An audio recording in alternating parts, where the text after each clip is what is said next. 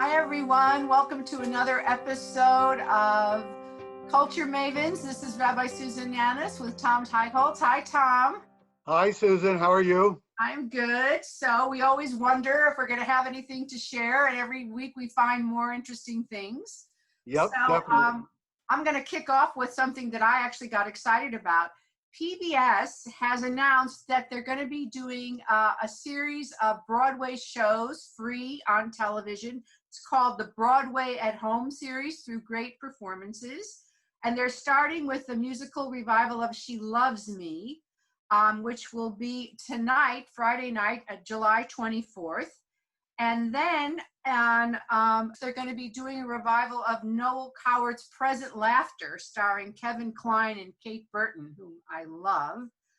August 7th, they're going to show a documentary of the making of In the Heights with Lin-Manuel Miranda. I've actually seen that documentary. It's really, really interesting. On August 14th, they'll be doing Shakespeare in the Park, Much Ado About Nothing. I love Shakespeare in the Park. Have you ever gone in New York? Oh, yeah. Oh, my God. I can't wait till we Not in years, but when I was a kid, yeah. Oh, I used to go all the time when I was in New York. And then they're going to be closing with The King and I, starring Kelly O'Hara. And that'll be on August 21st. We'll remind people again, but these are great musicals, and they're all going to be on PBS. So that's very exciting. This is for the whole family, really. And Kelly O'Hara is also stars in the Carousel that we featured last week, and it's still available online. In terms of theater, I've got a treat I want to recommend, which is a virtual reading by Julianne Moore and Alec Baldwin of Bernard Slade's play Same Time Next Year. This was done for the Guild Hall in East Hampton, New York, as a benefit. And when it was done live in July, it cost $120 a person. Oh my God. However, now you can see it until mid-August for $9.99. And Bernard Slade, funnily enough, was someone who created the TV shows Bridget Loves Bernie and also The Partridge Family. And people assumed always that he was Jewish because of Bridget Loves Bernie. And Bernard Slade did have a mixed marriage, but it was a mixed marriage of Protestant and Catholic. Oh. But to his dying day, people thought that he was Jewish. Anyhow, Same Time Next Year is a charming play. Alec Baldwin and Julianne Moore, it doesn't get much better than that. I remember when I think I saw it on Broadway with Ellen Burstyn, I believe. I remember that. It's a really great play. Well, I want to talk about an author who actually we hosted at Wilshire Boulevard Temple a few years ago. It was a very big event. Bernard-Henri Levy, who is probably the premier Jewish philosopher in the world. He lives in Paris. He's a great intellectual. He's been around since the 60s, I think. He's brilliant. And he's written a new book called The Virus in the Age of Madness. And he's going to be in conversation with Thomas Friedman. This is coming out of the Cultural Center at Temple Emmanuel in New York, but it's free, 5:00 p.m. on July 29th. And he is really someone to listen to and someone to hear. And I know Thomas Friedman will do a great job interviewing him. So that's going to be very worthwhile. Yeah, the French call him BHL for his initials. That's BHL. right. That's true. And he's very much a cultural figure, an important journalist as well. He is his book in 2005 on called Who Killed Daniel Pearl was really an important book. And I've interviewed him several times, and I think you'll find him thought-provoking and really interesting. Yeah, and he also wrote The Genius of the Jews. That was the book that he spoke about at the temple. Yes, that's kind of when he reclaimed his own Judaism. Right, and he was also known as a famous playboy. You know, a real bon vivant with beautiful women. Even when he came, he had a beautiful model with him. And he's in his 70s. He still had a model with him when he came to the temple. Yeah. On a whole other note, I want to talk about museums because we really miss our museums, and I think they were open for a minute. Now they're closed again. And Travel and Leisure Online has offered tours, virtual tours of 12 of the world's most beautiful and amazing museums. Among them are the Van Gogh Museum in Amsterdam, the Uffizi in Florence, the Orsay in Paris, the National Gallery in Washington. There are 12 museums. You can go to their website and have a tour of some of the greatest art in the world. And two of them, you actually know about some of their exhibits, right, Tom? Yeah. I earlier in this pandemic lockdown, I started to do a lot of these virtual tours. I have toured the Van Gogh Museum, which it has really great. You have the ability to really get close up and really examine the paintings, which is really amazing. But there are two museums that have special programs currently that I wanted to tell you about. One is the Guggenheim Museum in New York, where they have a online discussion of a photograph by Robert Mapplethorpe called The Embrace, which is one of his, I won't say few, but it's a PG-13 painting, photograph. So you don't have to worry if it's appropriate or not appropriate. And there's a great discussion of the painting, of the photograph and why it's art. And they also have at-home art classes for children anywhere from kindergarten through 8th grade. And that's a fun family way to engage in art.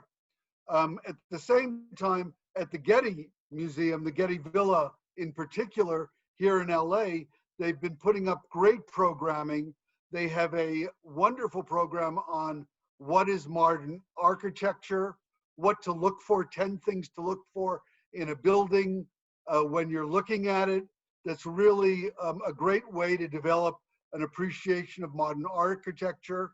And then they have a really funny performance that's online through their YouTube channel that's called The Trubies Zoom with Odysseus.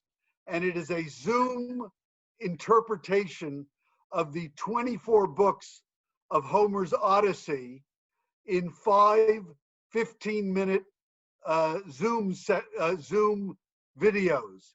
And it's quite clever and very entertaining and worth checking out on the Getty's YouTube channel, Zoom with Odysseus.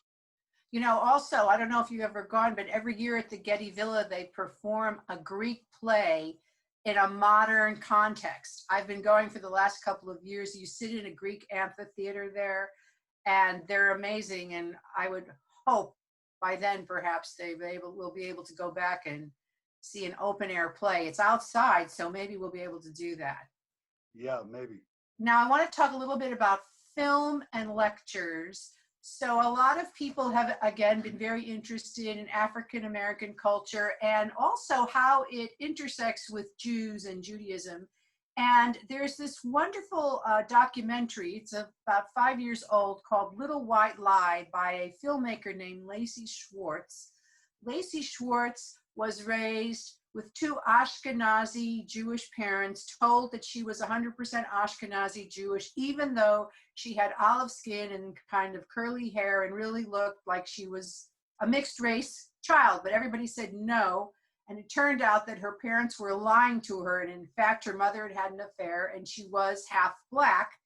And she didn't find out till she was 18 years old. And she made a documentary all about reclaiming half of her heritage. She always identified Jewish, but now she wanted to also connect with her African American roots. So there's a wonderful documentary that she made about her. She's in it, Little White Lie.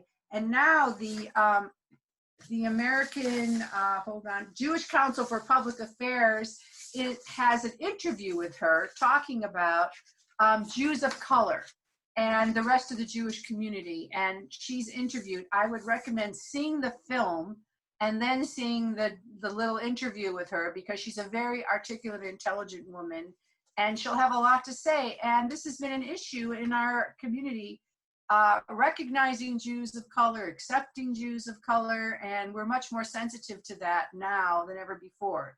So that's Where something can we that I see recommend. that documentary? Where is it available? It's on Amazon. Okay. And by the way, everything we're talking about, there'll be links throughout this video as well as on the website. And also, as our second film in our African-American film series called Through Their Eyes with Dr. Michael Renoff, we'll be discussing next Tuesday, July 29th, the film LA 92. It's a documentary. It's about the LA riots, I believe. And we'll be doing that at 7 p.m. So see the film first and then join us for a very good conversation. I've seen that documentary, and if you were living in LA at the time, there's all these details that you sort of know but have forgotten, and it all brings it all back. And if you weren't living in LA at the time, it's a really instructive documentary because it really informs a lot of today. And I don't know if people know this, but Rabbi Harvey Fields, our senior rabbi before Rabbi Leader, was very, very involved in Black-Jewish relations. And he and Reverend Cecil Murray from the First AME Church were the ones who came up with that Hands Across LA, where everybody held hands across the city. So our temple is very, connected to this topic. Yeah, and it really, Rabbi Leader has made this certainly a big part of his outreach efforts as well. Yes, absolutely. And I think you're closing with something very lighthearted. Yes, more than ever, we need to smile and to have things to smile about. And Joe's Pub, which is named after Joseph Papp at the Public Theater in New York, is starting to put online archive performances that they have. And this week and for the next week or so, there is a performance by the Jubadors. And the Jubadors are a group of people who perform music, none of it religious, all of it they give a particular Jewish spin to, but they perform songs by Bruce Springsteen, the Bangles, Fleetwood Mac, and there's no way that you can watch their performance and not smile and not feel good. So I highly recommend spending the 90 minutes or spending part of the 90 minutes with the Jubadors at Joe's Pub. I like it, the Jubadors. I'm going to check that out. Well, that's all we have for this week, everyone. So we wish you a Shabbat Shalom. Enjoy our culture, and we'll see you next time. Bye-bye. Bye. Bye.